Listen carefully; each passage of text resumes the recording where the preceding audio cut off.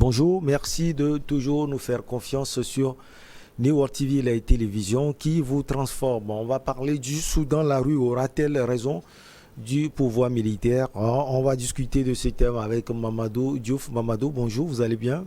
Bonjour Michel, je me porte bien. Allez, la démonstration de force a eu lieu. C'était samedi dernier à Khartoum et dans les villes de province. Mamadou, on voit les jeunes Soudanais déterminés à faire tomber la junte militaire au pouvoir à Khartoum. Est-ce que la rue aura-t-elle raison de cette junte dirigée par Bourhan?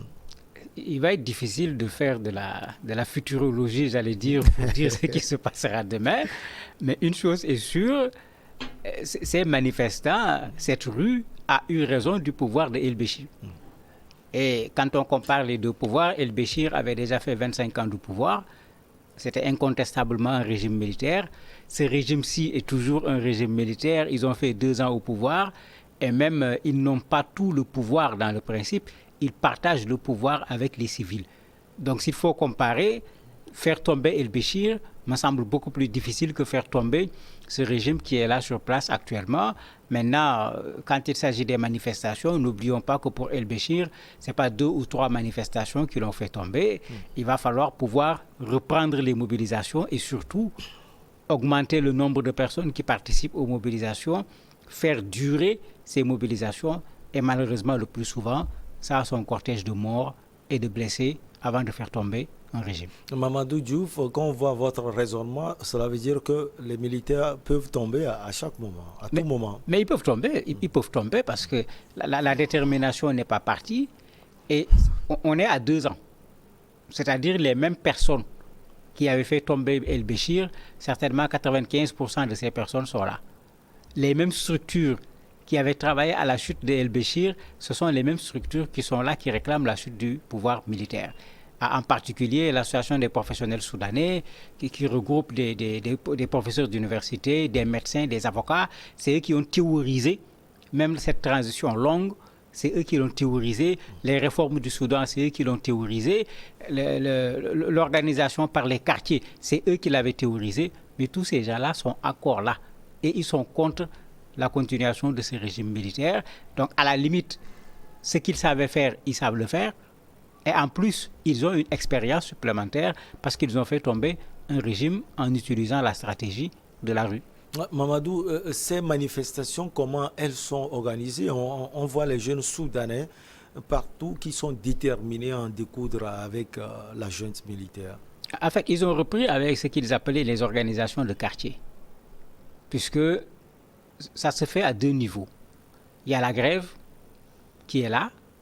C'est l'affaire des organisations professionnelles. Et l'association des professionnels soudanais, c'est déjà des gens qui sont dans la fonction publique, dans le privé, etc. S'ils cessent de travailler, le pays est déjà en difficulté. En plus, ils ont eu l'idée d'organiser les jeunes dans les quartiers parce que ce n'est pas seulement l'association des professionnels qui a organisé la chute du régime d'El-Béchir. Ils ont regroupé un certain nombre de structures en créant ce qu'on appelait l'Alliance pour la liberté et le changement, l'ALS, qui est une organisation beaucoup plus vaste, qui prend en compte les quartiers, des organisations de la société civile, etc. Et c'est ceux-là qui, aujourd'hui, sont dans les quartiers, qui mettent les barricades. Quand les forces d'intervention rapide viennent et qui enlèvent les barricades, ils reviennent, ils remettent les barricades. C'est eux qui brûlent les pneus, c'est eux qui bloquent les quartiers. Mais ça veut dire qu'ils auront fort à faire si ces jeunes continuent à manifester de la sorte. Le Soudan qui est déjà dans d'énormes difficultés économiques, imaginez ce pays arrêté comme ça pendant 10 jours, mais ils ont intérêt à accepter qu'on continue avec la transition et que surtout, c'est la phase de la transition qui doit être dirigée par les civils et pas par les militaires. Alors, la manifestation de samedi écoulé était celle de la démonstration. Comment ça s'est passé finalement, Mamadou? Mais il y a eu une très belle mobilisation. Parce que quand on étudie une manifestation, il faut regarder qui est sorti. On pensait à des jeunes, mais si vous regardez, il y avait même des moins jeunes au niveau de la manifestation. La deuxième chose, ils sont sortis comment? Est-ce qu'on les a mis dans des bus, dans des cars pour les amener? Ce n'était pas le cas, les gens sont sortis de façon spontanée.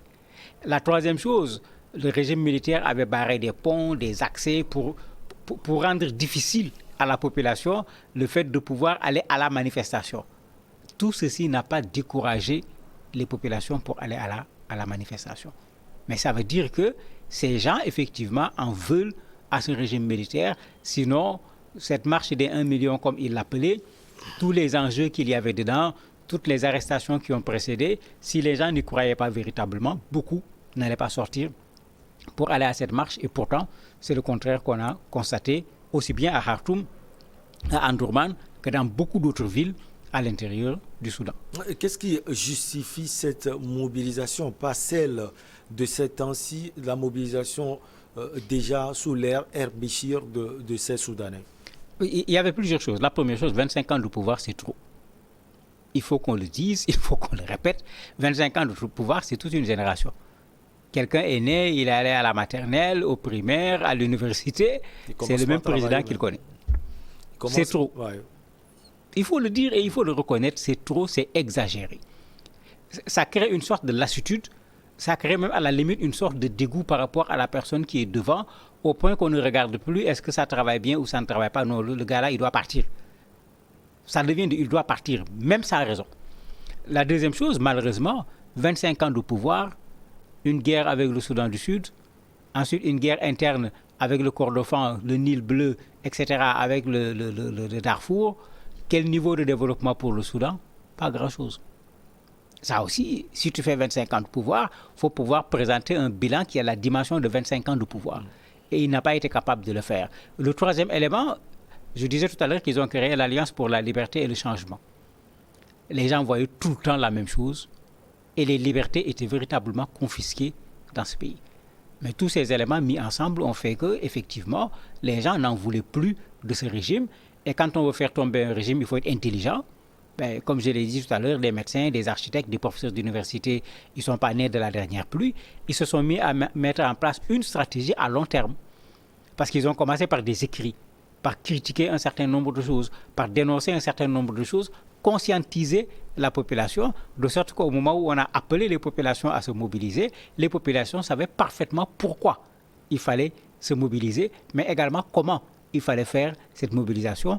Et en cela, ils ont surpris un peu un régime qui croyait qu'il avait encore tout à sa disposition. Alors, face à ces manifestations, la junte dit quoi concrètement, Mamadou Diouf? Ben, curieusement, quand j'ai entendu Abdel Fattah al-Burhan parler, j'ai dit, mais il est dans quel monde? Il dit, c'est les civils qui sont en train de vouloir gâter la révolution. Et c'est eux qui veulent remettre la révolution sur le droit chemin. C'est ce qu'il dit. Alors que tout le monde les a vus s'en prendre aux civils. Et il y a le timing qui pose problème. On est en novembre. Ils ont fait la moitié de la période de la transition. C'est aux civils aujourd'hui de diriger l'autre moitié de la transition. C'est ça qui avait été mentionné sur la charte de la transition de façon extrêmement claire. Ils trouvent des prétextes en disant que les civils sont divisés. Ce qui est effectivement vrai, mais ils n'ont jamais été unis.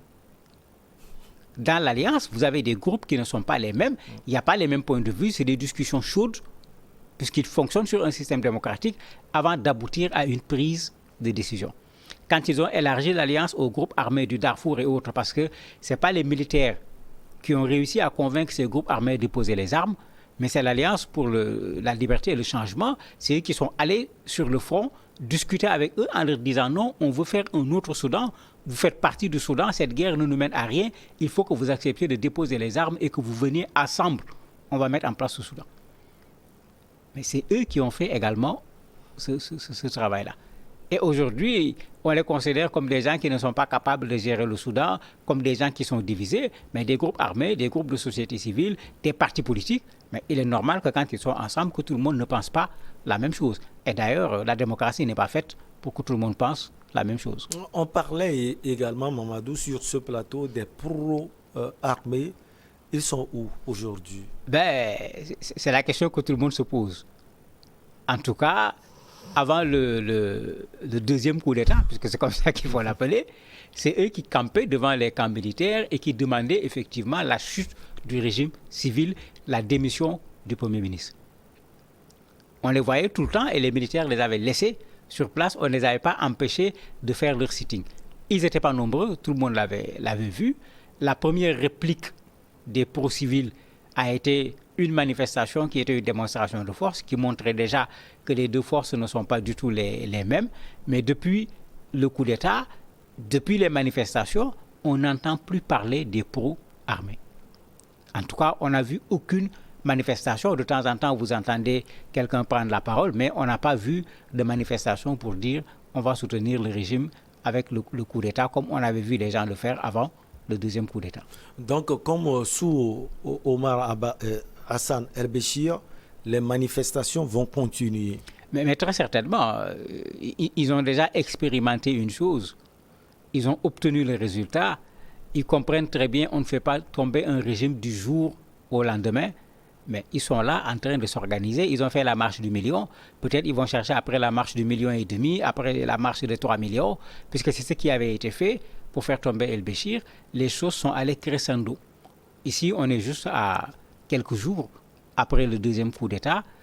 Certainement, ceux qui ont fait le coup même sont en train de se poser des questions, puisque les sanctions tombent actuellement sur le plan international. Les gens qui avaient accepté d'aider le Soudan pour que le Soudan puisse sortir des difficultés commencent à bloquer les fonds. Les militaires doivent être en train de se poser des questions, parce qu'ils vont se retrouver entre deux fronts.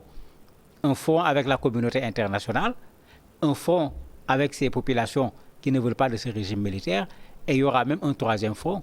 Comment satisfaire les besoins de ces populations qui peut créer encore un problème à l'intérieur du Soudan. Visiblement, ils ont derrière eux la Russie. Ben, est-ce que la Russie est derrière eux? La Russie fait un peu comme la Chine. Généralement, on les voit toujours dans la position contraire. Et ça les arrange parce que si par mégarde, ce régime militaire restait sur place, mais c'est ils en profitent. Mais c'est pas qu'ils en profitent, c'est tout un boulevard qui est ouvert pour la Russie.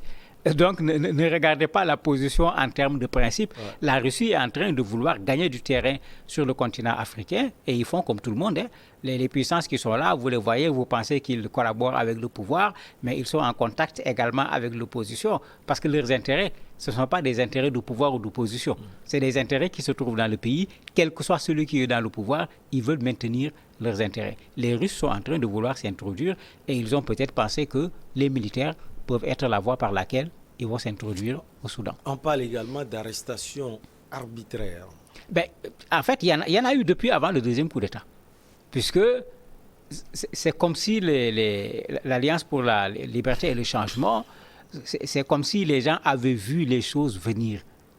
Ils avaient déjà commencé à parler de coup d'État rampant, en montrant que les gens ne veulent pas rendre le pouvoir aux civils.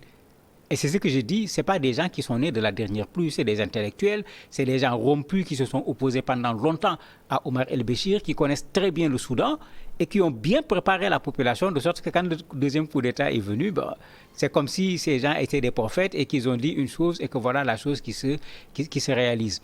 Raison pour laquelle l'État avait déjà commencé, avant le deuxième coup d'État, à les arrêter parce que le discours dérangeait. Et le discours allait complètement dans le sens opposé de leur stratégie qui consistait à confisquer le pouvoir. Bien sûr, après le coup d'État, on ne veut plus entendre ces gens-là parler puisqu'ils sont en train de vouloir mettre tout le monde au pas pour faire maintenant un régime militaire en bonne et due forme, contrairement au régime mixte qui était là avec le comité de souveraineté. Merci beaucoup à vous, Mamadou Diouf. On va marquer une petite pause et on revient avec l'invité du jour.